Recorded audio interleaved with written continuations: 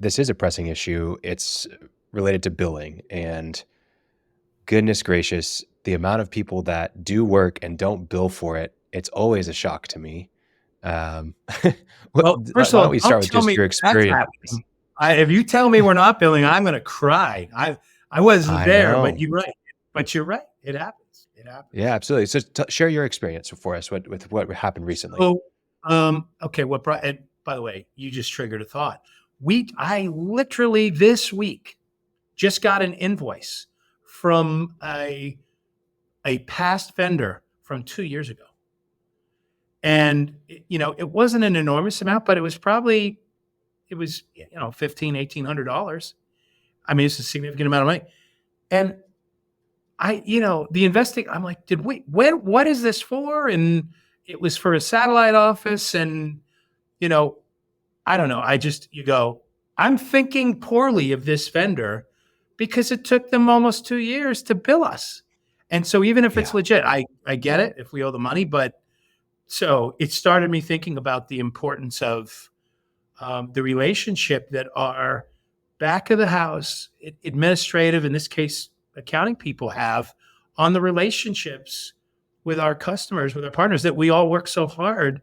And so we have a person in our accounting department that we've been having a discussion about.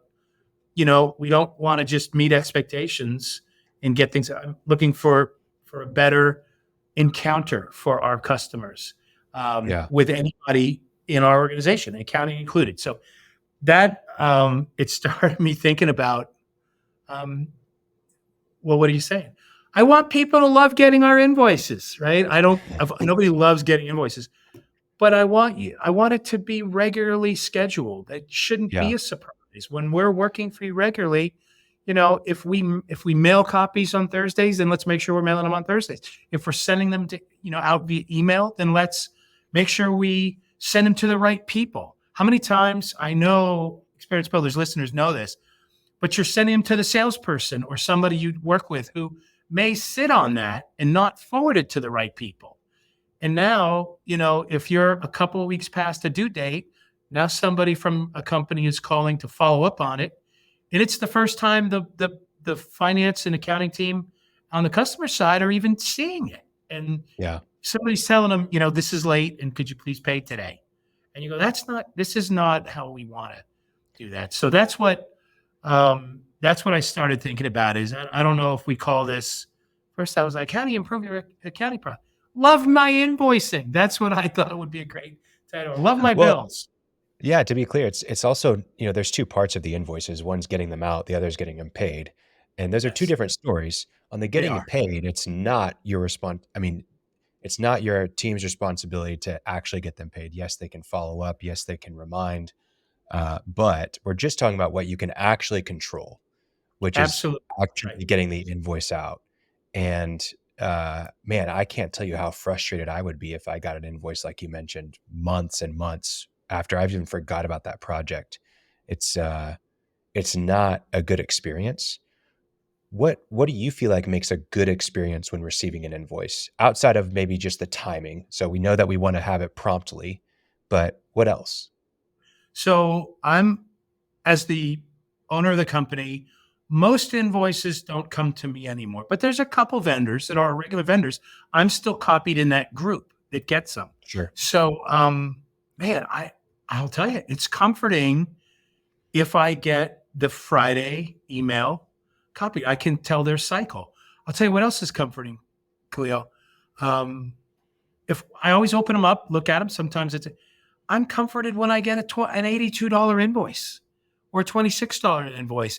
In other words, I just know you're invoicing me for anything my team is ordering.